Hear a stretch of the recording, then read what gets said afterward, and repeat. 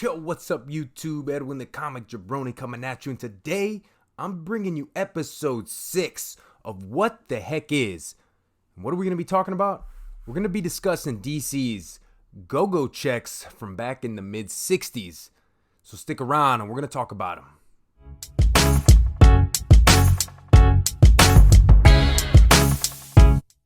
Welcome back, guys. Edwin the Comic Jabroni, like I said, and this is episode 6 of a series I have called and deemed What the Heck Is, and we discuss different types of variants in the comic community. We've gone over DC Universe logos, we've gone over the difference between newsstands and direct editions, we've gone over Mark Jewelers, and there is so much more to come.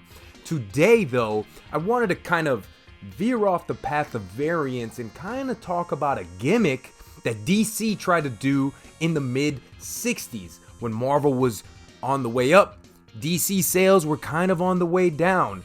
So DC editors and the DC people at the very top were thinking, what can we do to distinguish our books from Marvel's so that people will go after ours and not want to go to Marvel? They decided on changing something at the very top.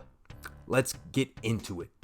So guys, from February of 1966 to about August of 1967, DC decided to put this checkerboard pattern at the very top of their comic. And right here you can see I got a copy of World's Finest issue 156, first appearance of Bizarro Batman. What's different about this comic, obviously, is it has that checkerboard pattern. What are these called? Well, the DC heads and executives decided to call this the go-go checks. And the reason that they put it at the very top of the comic was, back in the day, comic books used to be on a spinner rack or a newsstand rack. And the only thing you could really see about a comic was this very top portion. So they thought, hey, let's put something at the very top to distinguish our book from others so people will go directly to that DC book instead of picking up a Marvel comic. So what's the problem though is it didn't help sales at all. This gimmick was not seen favorably by the public, and the biggest issue was now DC books could be seen by these comic readers and they were pushed aside. People knew, oh, that's a DC comic, I don't want to go anywhere near it. Back in the day, in the 60s, the only DC book that was really selling at the time were Batman books. And a big portion of that had to do with the TV series. Everything else was dying for DC. Superman, Action Comics, it didn't matter. They weren't selling. DC executives thought that this would help, when in actuality, it did the exact opposite. So in that 18-month span, there are about 535 different comic books that had this DC checkerboard logo on it, or the go-go checks. Now, what's important about this is during that 18-month span, there are big key issues to be had with these DC go-go checks. This is just one of them. It is a minor key, but it is first Bizarro Batman, and it is a beautiful Joker cover. Here's another Detective Comics for you. These were selling well back in the day, and this is a Joker cover, Detective Comics issue 365. Absolutely love that cover. Again, you can see the go-go checks on the top there. One very important issue for people, this is Justice League of America issue number 43. Has the go-go checks at the top, although I do have, that little white piece of paper saying this is the first appearance of the Royal Flush Gang, guys. So two of the really most important issues that came out during this time is going to be, first off, Batman 181 has the checkerboard at the very top, and that's going to be the first appearance of Poison Ivy.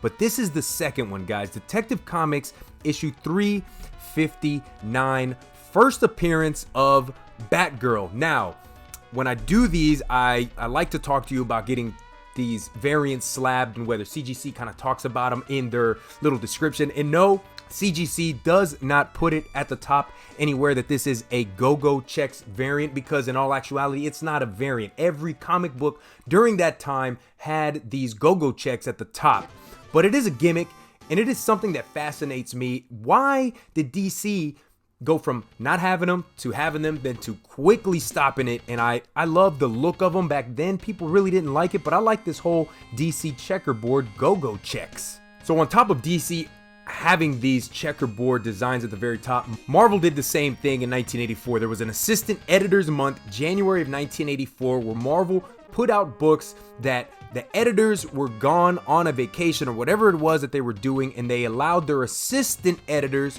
to take over the book for that month. So during that month, there were 4 books that came out that have this checkerboard logo on the very top. Those 4 books are Avengers 239, Captain America 289, Conan the Barbarian 154, and Iron Man 178. Now, there was a Marvel Retread Funnies #1. It was scheduled to publish in during this month, but it was canceled. Only a cover was released. It features a parody of the old DC Comics cover format, and the line "She's Dead" is around the MC logo. So guys, this episode 6 of What the Heck is a DC Go-Go Check, we discuss what a Go-Go Check is.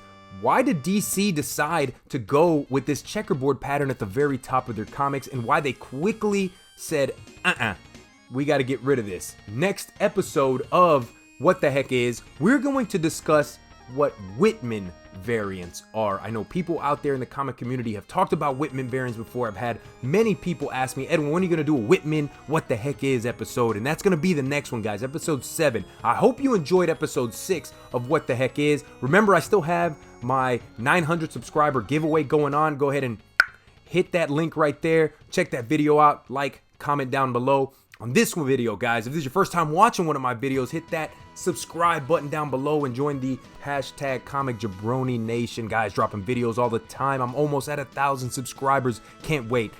Everybody that watches my videos, guys, I appreciate you so much. I love the comic community. I love this YouTube comic game. I will see you guys next time. I'm Edwin the Comic Jabroni. Take it easy. Peace.